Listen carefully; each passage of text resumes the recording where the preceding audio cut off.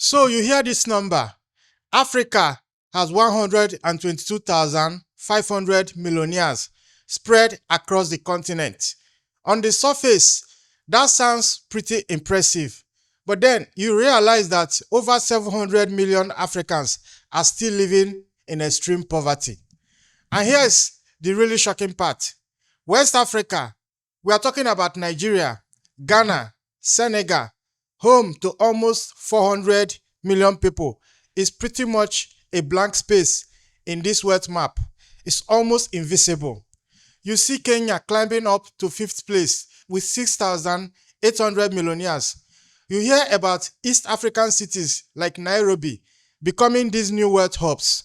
Meanwhile, Nigeria, Africa's biggest country by population, with over 230 million people, has lost almost half of its millionaires in just 1 decade. Ghana barely even shows up. Senegal's wealthy class is tiny. The whole region that was supposed to be Africa's economic engine is just falling behind. The numbers don't lie. But look, this isn't just about statistics. This is about two totally different ideas of how to build a country playing out in real time. And while you see all the celebratory posts on social media about Africa's millionaire momentum, young West Africans are calling it what it is.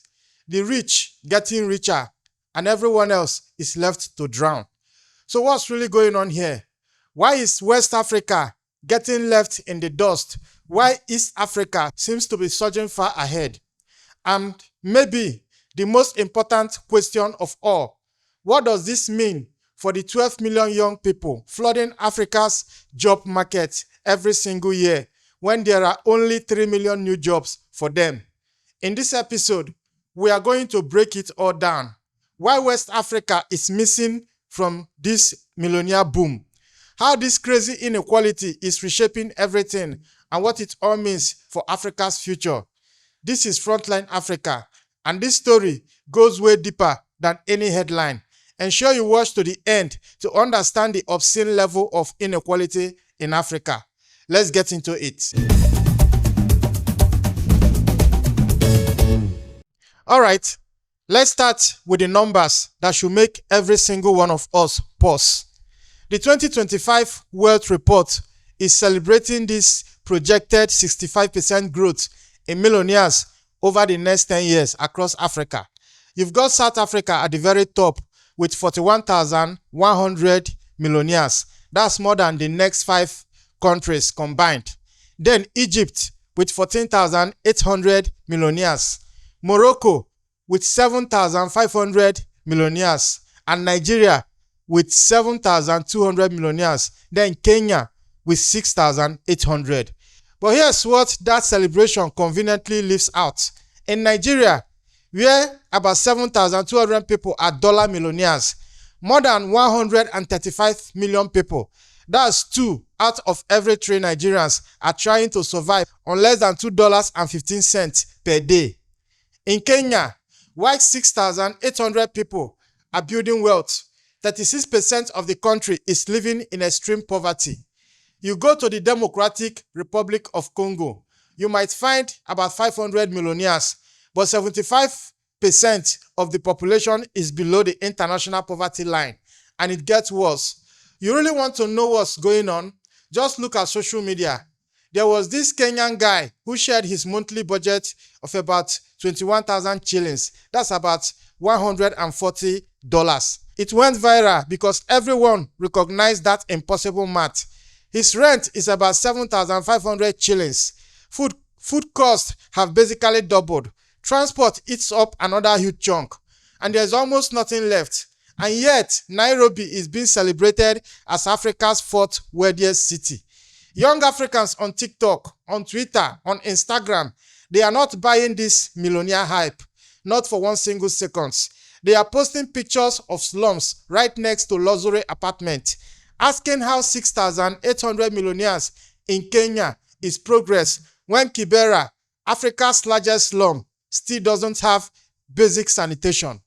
This is the big lie, you see. It's confusing a few people getting very, very rich with actual economic development. Because when 122,500 people get richer, while about 700 million people are living in poverty across health, education, and basic services right here in Africa. That's not prosperity, that's concentration. And West Africa is losing even at this twisted game. So here's where the story gets really interesting. When you look at the regions, while Kenya is climbing up the wealth ladder, Nigeria, once called the giant of Africa, is in an absolute free fall, because the number of billionaires in Nigeria dropped from 15,000 back in 2014 to just 7,200 today. That is a 53% collapse. It's the second largest drop in the entire world, right after Lebanon. And we all know Lebanon is at war.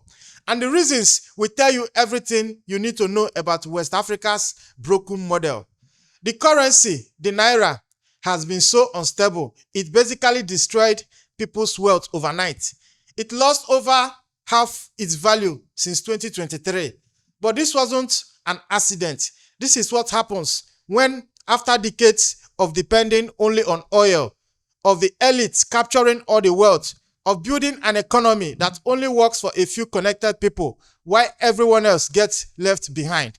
Now compare that to what Kenya has been doing. While Nigeria was building mega refineries like Dangote's $20 billion project, which mostly just benefits a few elite shareholders, Kenya was focusing on connecting the region.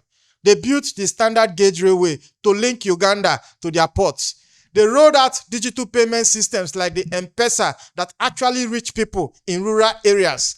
Their infrastructure was about integration, not just extraction. But even Kenya's success shows you the problem. Those 6,800 millionaires, almost half of them live in Nairobi. Rural Kenya is still largely cut off.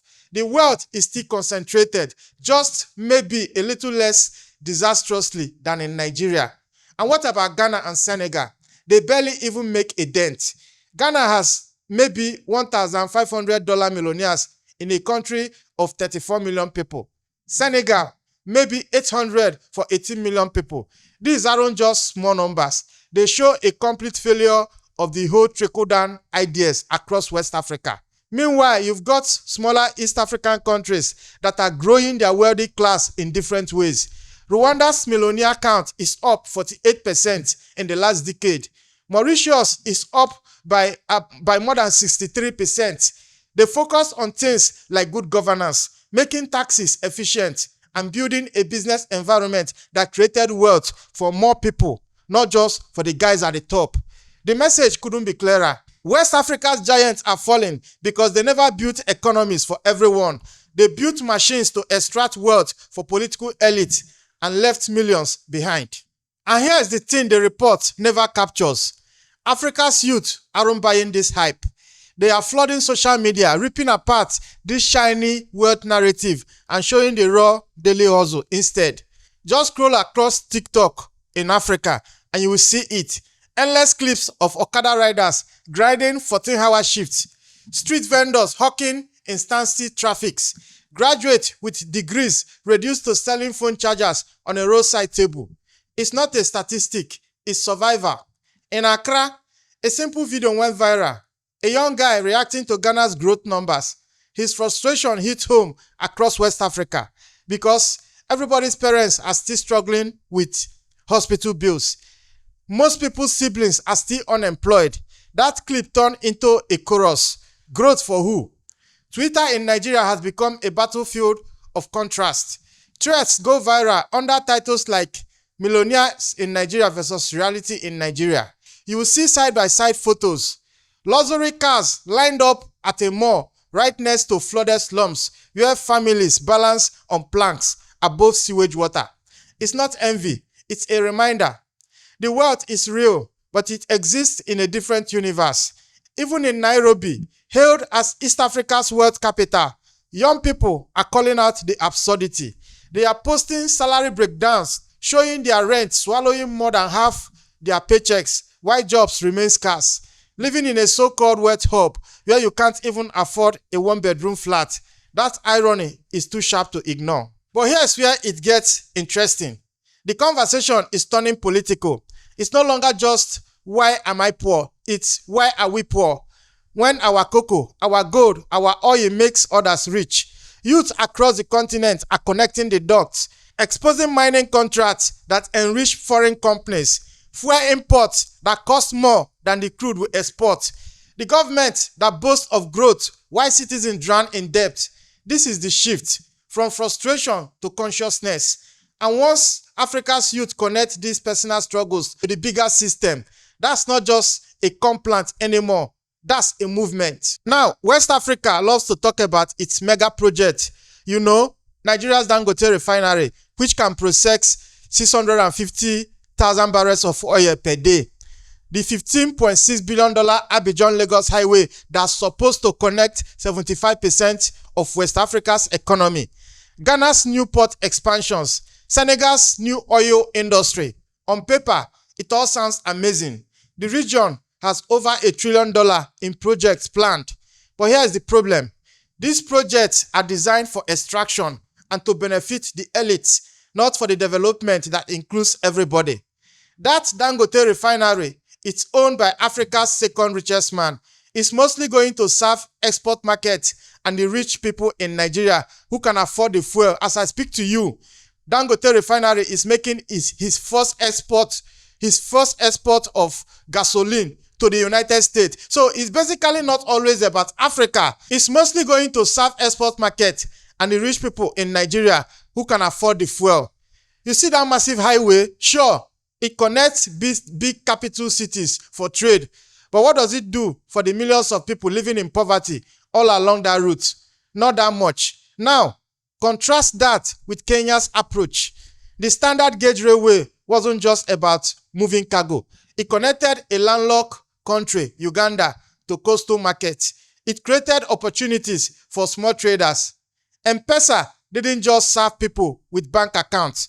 It reached millions in rural areas who were completely cut off from the financial system. The difference is inclusion versus extraction. West Africa built infrastructure to move wealth out of the continent or serve the rich. East Africa, even with its own flaws, is at least trying to connect people who have been left out. Just look at the mining sector. Nigeria makes billions from oil, but where does that money go? It vanishes into the pockets of the elite and into offshore bank accounts. And what happens to young Nigerians? They risk their lives crossing the Mediterranean because there is no future for them at home. Ghana produces tons of gold, but the communities where the mines are located are some of the poorest in the country. Now, compare all that to what's happening in the Sahel. Countries like Mali, Burkina Faso, and Niger Republic, the ones everyone wrote off after their military coups, are showing a different way.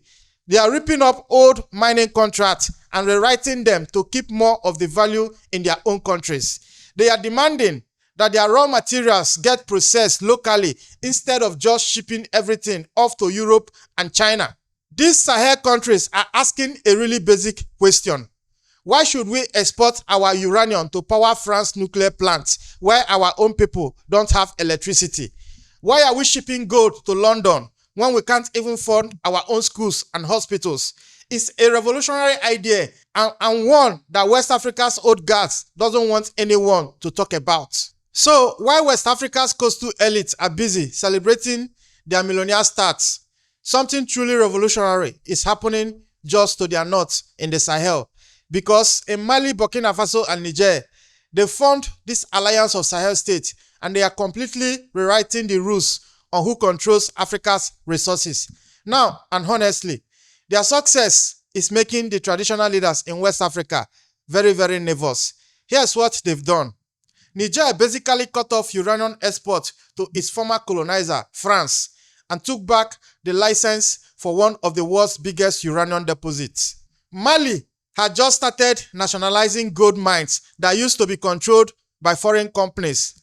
Burkina Faso has been kicking out foreign mining companies and saying flat out that our national resources should be for our own national development. And the result, despite all the Western sanctions and being isolated, these three countries are projected to grow their economies by 5.5% to up to 9.9% this year. Niger is now the third fastest growing economy in Africa today. Not too bad for countries that are supposedly failing because they rejected the old way of doing things. But more importantly, they are building a totally different model. Because instead of celebrating a few millionaires while the masses starve, they are putting their own resources first. Instead of just exporting raw uranium, they are demanding technology and local processing plants. The Sahel is proving that being rich in resources doesn't mean your country has to stay poor while foreigners get wealthy. They are showing that revolutionary governments focused on economic independence can actually deliver better results than civilian democracies that are captured by foreign interests. And this terrifies the established elites in West Africa, because if Mali can rewrite its mining deals to benefit its own people, why can't Nigeria do the same with its vast oil and gas reserves? If Burkina Faso can demand that its gold be processed at home, why is Ghana still just shipping raw materials abroad? The Sahel model basically exposes the corruption and weaknesses of traditional West African leadership. And of course, countries like China and Russia are responding. They are offering technology, infrastructure, and partnerships that don't demand that you just give away your resources for nothing. Meanwhile, France and the West respond with sanctions and threats, which just proves why the Sahel countries were right to break away in the first place. Alright, here is probably the most damning statistics in this whole African wealth boom narrative. As the numbers of millionaires grow, so does the number of people desperately trying to live. You have investment firms reporting a 50% jump in rich Africans applying for second passports. At the exact same time, you have young poor Africans risking death to cross the Mediterranean because they see zero future at home. Let's just connect these two dots. Nigeria has 7,200 millionaires, but it also saw over 3.6 million people leave the country in just 2 years because the economy is so bad. South Africa has the most millionaires in the continent, 41,100 of them. Yet, they are expected to lose another 250 of them this year as they look for a way out. The wealthy are buying their escape, while the poor are risking drowning for theirs. This is not a coincidence. It's the logical endpoint of extreme inequality. When your economy is designed to funnel all the wealth to a tiny group at the top, while leaving nothing for the masses, eventually, both groups try to leave. The rich buy their citizenship in stable countries. The poor risk everything for just a chance at survival in Europe. The human cost is the human cost is staggering. Over 22,000 migrants died trying to get to Europe between year 2000 and 2014. Since then, another 19,000 have died just in the Mediterranean Sea alone. These aren't just economic migrants. They are refugees from economic systems that offer them no hope. And young West Africans are hit especially hard. Look at the Gambia, a tiny country of just 2.5 million people. In one decade, 46,000 of its citizens tried to cross the Mediterranean. That's almost 2% of the entire country risking death to escape poverty. And meanwhile, where are the country's elite? They are sending their kids to universities in Europe and buying properties in London. The contrast is the whole point. African governments create these systems that serve foreign capital and the local elite while offering nothing to their own people. And then they act surprised when everyone suddenly wants to leave. But that Sahel model, it offers a flicker of hope. By putting their own resources and their own people first, these countries might just create a real reason for people to stay. If the money from gold mining actually benefits Malian communities, maybe young Malians won't feel like they have to cross the Sahara to find a better life. So Africa is at a crossroads. One part is the one we are on right now, celebrating a few millionaires while hundreds of millions are left behind in poverty. That road leads to more conflict, more division, and more desperation. But there is another part emerging, the one being carved out in the Sahel and spreading across the continent. You have big ideas like the African Continental Free Trade Area, which is one vision for the future. A connected Africa where wealth flows across borders to build up the entire continent. And then you have this resource sovereignty movement, which is another vision where countries take back control of their assets to fund their own development. But for any of it to work, we have to face the fundamental problem, this extreme inequality. When 10% of the people control over half of the income, while the bottom 50% are just struggling to survive, no amount of millionaire growth is going to create a stable society. The system is just not sustainable. And young Africans get this. They are not impressed by stories about billionaires when they can't find a decent job. They are not excited about wealth hubs when they can't get clean water or electricity.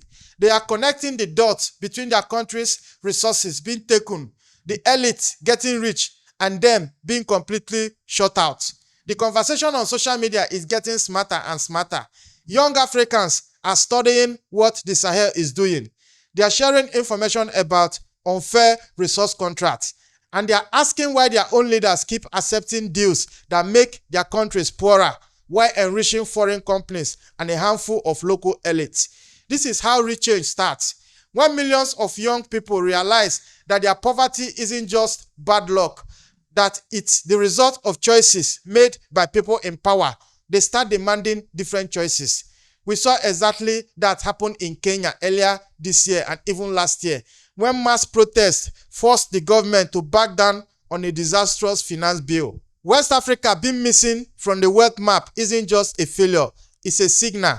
It's a flashing red light showing that the current model simply does not work for the vast majority of Africans.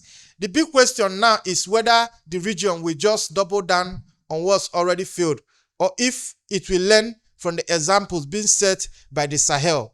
The future is going to be decided by a choice: wealth concentration or wealth distribution, extraction or sovereignty, elite escape or building a future for everyone. And the young people demanding change on social media, they've already chosen their sides. The only question is whether their leaders will finally start to listen before it's too late. Now, if you have watched to this point, this is Frontline Africa, where we talk about geopolitics from Africa's own point of view, where we talk about the kind of stories mainstream media avoids. Let's not sugarcoat it. There is poverty in Africa. Matter of fact, there is extreme poverty in Africa. There are over 1.4 billion people in Africa. And out of these 1.4 billion people, more than half, I'm talking about more than 800 million people, are in poverty. China managed to lift this number of 800 million people out of poverty in just 3 decades. Africa can do the same. Now, I will throw these questions to you, my viewers. If you live in Africa, if you live in diaspora, if you are a black person, if you are an African that is interested in what is happening in Africa, I want to throw this question to you. Do you think that the poverty in Africa is because Africa is actually poor, or it is an artificial poverty created by the people who have always profited from Africa staying poor? For example, they've always wanted the cheap labor from Africa, all the way from the slave trade era and down to this day, why they shipped Africans through ships across the Atlantic Ocean to work in plantation farms. Today, Africans don't need ships to come and take them. They are now risking their own lives, crossing the Mediterranean, drowning in the sea, just to get back to these same European colonizers. Something is terribly wrong in Africa. The question is, what can Africa do to end this poverty? What can Africa do to end this inequality? And how can we hold our leaders accountable to solve this poverty problem in Africa? Because if Africa doesn't solve this poverty, Africa will forever remain source of cheap labor to the rest of the world. Drop your comments and tell us your opinion on this matter. And don't forget to like and share so that this story can get to more people to understand exactly the reality on ground. And if you want to see more of my videos, maybe consider to subscribe and turn up those notifications. I am your host, Ezekiel Enejeta, and I will see you in the next one. It's a bye-bye for now.